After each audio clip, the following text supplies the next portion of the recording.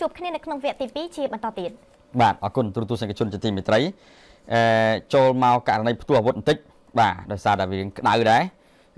ស្ងាត់មករយៈពេលនេះក៏ប៉ុន្តែផ្ទុះឡើងវិញនៅថ្ងៃកន្លងទៅដូចជាថ្ងៃ14បាទថ្ងៃ14ទូរទស្សនិកជនជាទីមេត្រីករណីផ្ទុះអាវុធពីរគ្រាប់បណ្ដាលត្រូវរបួសបរិសម្នាក់ត្រង់ជើងម្ខាងចំណែកជនដៃដល់បានរត់គេចខ្លួនបាទអញ្ចឹងមិញខ្ញុំមើលទៅចំច្រឡំថ្ងៃ14ថ្ងៃ17ចូលថ្ងៃ17ពេលវេលាយប់ទៅហើយជនដៃដល់ដែលជាខ្មាន់កំភ្លើងម្នាក់បានដកកំភ្លើងខ្លីបាញ់គម្រាមភ្ជុចនឹងដីចំនួន2គ្រាប់បាទមិនបាញ់មនុស្សទេប៉ុន្តែបាញ់ភ្ជុចនឹងដីវាផ្លាតអាគ្រាប់នឹងត្រូវរងគ្រោះត្រូវជើងបាទប៉ុន្តែស្នាងដូចជាអង្គុយបានណាបាទនឹងអង្គុយបានវាផ្លាតតន់ឈឺបាទតន់ឈឺគ្រាប់នឹងពេទ្យណាបងមានទៅពេទ្យហ្នឹងឯងមិនទៅពេទ្យមិនកើតទេដូចអត់អីដូចអត់អីអង្គុយវាប្រឆិតទេបាទវាប្រឆិតឬក៏គ្រាប់បៀមនឹងជើងអត់ទេបាទជនដៃដល់ដែលប្រើកំភ្លើងបាញ់ភ្ជុចនឹងដីពីរគ្រាប់បណ្ដាលឲ្យផ្លាតគ្រាប់ត្រូវបរិសម្នាក់ដែលត្រូវគេស្គាល់គ្នានោះគឺថាបណ្ដាលឲ្យរងរបួសជើងឆ្វេងបង្កឲ្យមានការភ្ញាក់ផ្អើលនៅម៉ោងប្រមាណជា1:20នាទីយប់រំលងអាត្រិតបាទសិតតែម៉ោងយប់ហើយម៉ោងពេញនិន្ទ្រា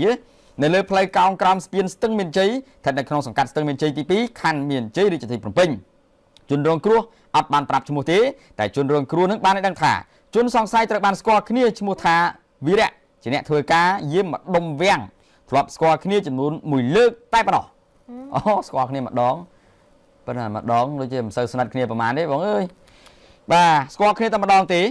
ជនរងគ្រោះបានឲ្យដឹងថារូបគាត់ជាជនរងគ្រោះនិងជនសង្ស័យដែលជាខ្មាន់កំភ្លើងគឺជាអ្នកធ្លាប់ស្គាល់គ្នាលុះនៅយប់ថ្ងៃកាត់ហេតុរូបគាត់បានឈរលេងនៅលើស្ពានស្ទឹងមានជ័យចំណុចផ្លូវកោងដែលជាកន្លែងកាត់ហេតុក៏ស្រាប់តែបរិសុទ្ធជនសង្ស័យខ្មាន់កំភ្លើងបានជិះម៉ូតូ Air Black ពណ៌ខ្មៅមួយគ្រឿងមកដល់ហើយពេលនោះរូបគាត់ជាជនរងគ្រោះបានដើរទៅសួរនាំថាបងមកពីណាក៏ស្រាប់តែជនសង្ស័យដែលជាខ្មាន់កំភ្លើងបានដកកំភ្លើងគំរាមទីចង្កេះហើយបាញ់ភ្ជុចនឹងដីចំនួន2គ្រាប់ផ្ទុំគ្នាដែលបណ្ដាលឲ្យផ្លាតត្រូវគ្រាប់ផ្នែកផ្នែកជើងណាត្រូវផ្នែកជើងផ្នែកគោគេថាផ្នែកគោនេះចាបាទទេបងប្អូនមានឆ្ងល់ទេគាត់ដើរមកស៊ូមិនក៏ត្រូវផ្ទុះអាវុធខ្ញុំឆ្ងល់គាត់ទៅដើរមកស៊ូអីក៏ចិត្តដាច់អីម្លេះបើធ្លាប់ស្គាល់គ្នាហើយត្រូវផ្ទុះអាវុធប៉ុន្តែខ្លាចវាមិនរឿងប៉ុណ្ណឹងវាលឹះហ្នឹងទៀតណាវាអាចធម្មតាអានោះអ្នកបាញ់រត់បាត់ហើយនៅតែជនរងគ្រោះឆ្លើយថាម៉េចក៏បានដែរអាហ្នឹងពិបាកអញ្ចឹងណាឥឡូវតើចាប់ជនល្មើសបានថាតើមូលហេតុអីបានវាប្រើហិង្សាឈានដល់ការដកកំភ្លើងបាញ់ភ្ជុចនឹងដីចំនួន2គ្រាប់ហើយផ្លាត់ទៅកជើងជនរងគ្រោះបាទអញ្ចឹងហេតុការណ៍នេះគឺបន្តិចក្រោយមកក៏មានការភ្ញាក់ផ្អើលដល់សមាជិកមូលដ្ឋានបានចុះទៅដល់កន្លែងកើតហេតុដើម្បីសួរនាំនឹងភរិយានិងរកឃើញច្រឡំភរិយារកឃើញវត្ថុតាងសម្បកកន្ទុះដែលជាប្រភេទគ្រាប់កំភ្លើងប្រភេទ9មីលីម៉ែត្រយើងមិនអាចសម្គាល់គ្រាន់តែសម្បកគ្រាប់ប៉ុណ្ណឹងថាសម្បកលុកទេមិនមែនសម្បកលុកទេវាអាចបាញ់ចេញពីអាកំភ្លើងណារីនកូឬក៏កំភ្លើងផ្សេងទៀតអាហ្នឹងគេហៅ9មីលីម៉ែត្របាទมันអាចហៅថាសបកលុកបានទេគ្រាប់លុកបានទេអាគ្រាប់លុកហ្នឹងត្រូវ9មីលីម៉ែត្រចាបាទគ្រាប់អីក៏ត្រូវ9មីលីម៉ែត្រក៏តែវាមានຂະຫນាតរបស់វាអាហ្នឹងគេហៅថាគ្រាប់9មីលីម៉ែត្របាទយើងមើលកំភ្លើងគេមិនឃើញផងយើងសន្និដ្ឋានថាគ្រាប់លុកមិនត្រូវទេបាទអញ្ចឹងគឺថាគ្រាប់9មីលីម៉ែត្រប្រហែលជា2សបកត្រូវបានសមត្ថកិច្ចរកឃើញហើយយ៉ាងណាក៏ដោយក្រោយការផ្ទុះអាវុធដល់កក្រើកនេះជនរងគ្រោះក៏បាននិយាយពីការលាក់លៀមដែរមិនប្រាប់ឲ្យច្បាស់ព្រោះខ្លួនឯងមិនដឹងថារឿងវាយ៉ាងម៉េចមិនដែរសុកក៏ទៅឈរលេងលើស្ពានអញ្ចឹងបានថាហ្នឹងតែបានហើយម៉ោង1ទៅឈរលើស្ពានលោកព្រះហើយចង់ធ្វើទីតនិចអីឈរលើស្ពានគេជិះមកបាញ់ហ្មងវាមិនដែរហើយសុកមកគេជិះបាញ់ថាស្គាល់គ្នាអាហ្នឹងរឿងវាពីក្រោយហ្នឹងសមាជិកសួរនាំជនរងគ្រោះច្បាស់ហើយឈានដល់ការកំណត់ជនដៃដល់ដែលជាអ្នកប្រើកំភ្លើងបាញ់បាទដើម្បីកុំឲ្យវាមានឲ្យវាយុទ្ធធម៌របស់គ្នាអ្នកបាញ់ទៅយុទ្ធធម៌ហើយជនរងគ្រោះក៏ត្រូវបានយុទ្ធធម៌ដែរសំខាន់គឺឲ្យដឹងរឿងតាក់ទិចថាតើមកពីហេតុអីបានឈានដល់ការផ្ទុះអាវុធបែបហ្នឹងបាទបាញ់ទាំងកណ្ដាលយប់វាមិនដែលសុកចេះតែបាញ់ឲ្យគាត់ដើរទៅរស៊ូនាំស៊ូបាញ់មកពីណាស្រាប់តែបាញ់ភ្លាមអត់បាននិយាយមួយម៉ាត់អាហ្នឹងវាដូចជាអត់យល់បាទតោះជូនប៉ុណ្ណឹងអរគុណច្រើនឥឡូវចូលទៅកាន់រឿងមួយទៀតនៅខាងខេត្តពោធិ៍សាត់ដោយសារតែអធិពលនៃគ្រឿងញៀនបរិសម្នាក់បានចាក់សម្លាប់ប្រពន្ធយ៉ាងអនាធមនៅក្នុងថ្លុកឈាមចាបន្សល់ទុកនៅកូនតូចមិនទាន់ដឹងក្តីប្រុសស្រី4នាក់ចប់4នាក់លោកអើយអើយនឹងនៅជាមួយអ្នកណាគេបើប្រពន្ធស្លាប់បាត់ហើយនេះគាត់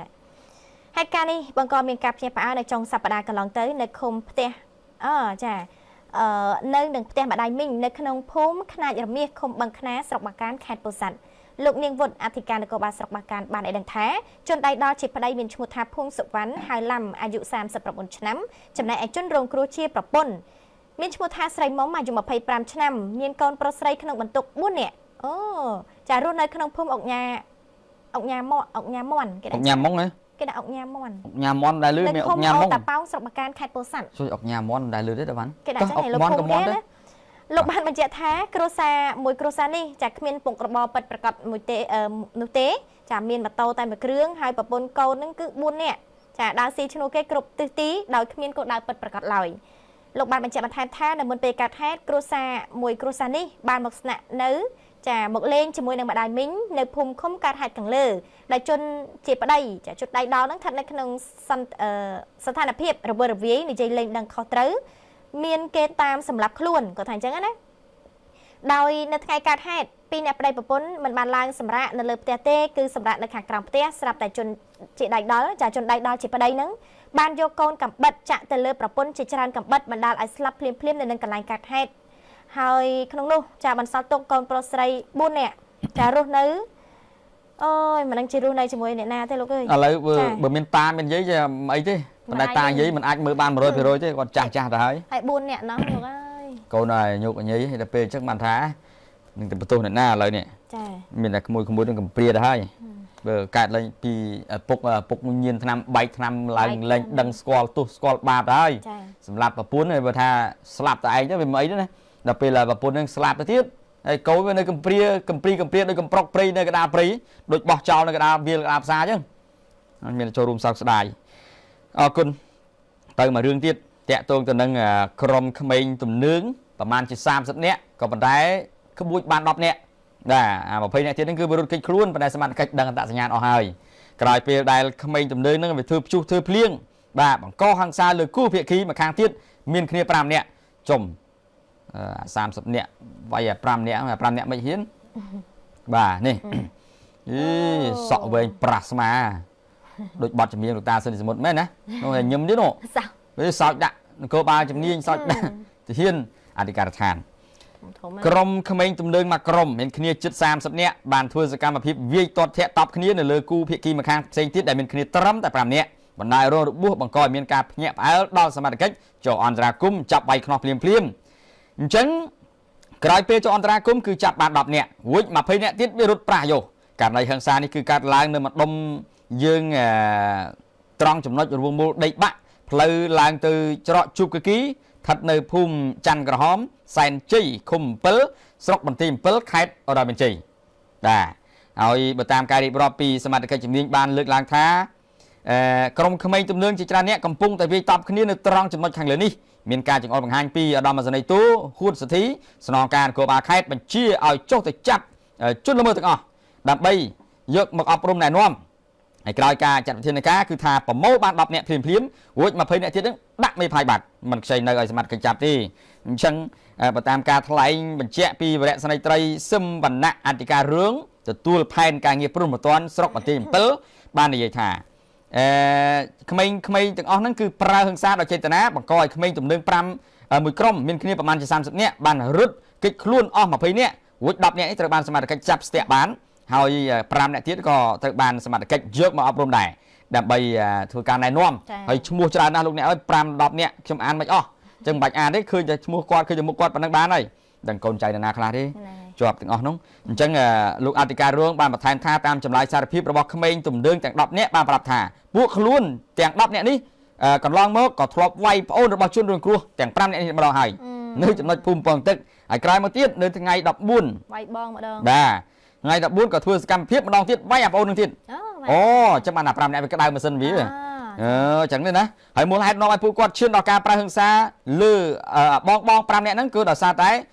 អាបងនោះវាចង់មកឌឺដងឌៀមដាមចង់គេហៅថាស្ដារមុខមាត់ជូនណាប្អូនប្រហែល2នាក់នោះប្រហែលកន្លងទៅនោះដែលគេបានប្រើហិង្សាវាយទៅលើក៏ប៉ុន្តែវាមិនធ្ងន់ទេបាទត្រឹមតែដៃត្រឹមតែជើងប៉ុន្តែអាចពេលខ្លះជ្រុលស្លាប់គេឯងគុករោបថ្ងៃចេញឃើញហើយបាទអញ្ចឹងក៏ប្រើហិង្សាទៅហើយឃើញបែបហ្នឹងក្រុមក្មេងទាំង5នាក់ហ្នឹងក៏មិនសប្បាយចិត្តណាត់គ្នា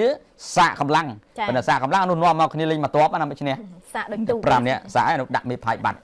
អរគុណច្រើន បន្តទៅកាន់ករណីមួយទៀតនៅខាងខេត្តសៀមរាបសមត្ថកិច្ចខេត្តសៀមរាបខកខ្លួនជនសង្ស័យម្នាក់ករណីរំលោភសម្លាប់ហើយលួចសម្ភារៈចាលួចទ្រព្យសម្បត្តិបន្ថែមទៀតស្ត្រីម្នាក់ចានៅក្នុងស្រុកពួកត្រូវបាន